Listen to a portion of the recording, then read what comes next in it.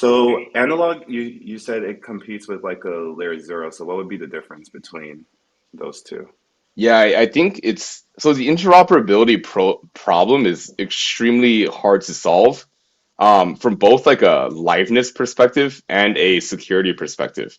So the way that Layer Zero is taking it is that I think they're taking a very developer-centric approach, right? They're basically saying like, hey, if you're the developer, you can choose like a function of two. So a function of like what oracle you want to use to get information from one chain to another and what relayer you want to use. So basically all of these security settings are left to the end developer, like the application developer who wants to send a message from chain A to chain B to actually figure that out. Um, I think that's pretty powerful in some ways, but it introduces some really big security issues, in my opinion, which is that because the developer themselves have to have such freedom in configuring this approach, if they just mess up in any way, or if they're malicious, the end user that they're interacting with will not know at all.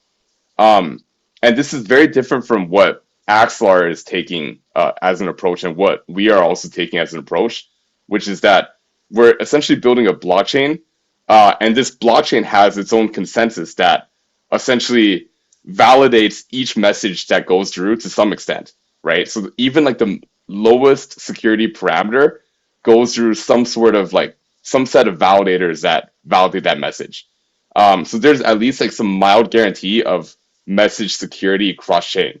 And we think that this is like long term going to be the better solution because it only takes very few hacks in a protocol or like any sort of bug to actually cause like the community to turn against something or figure out that it's not safe. The only thing is that this entire space is still so new, as I mentioned, blue ocean, that none of these things have like really been that mature yet to kind of really be hacked yet.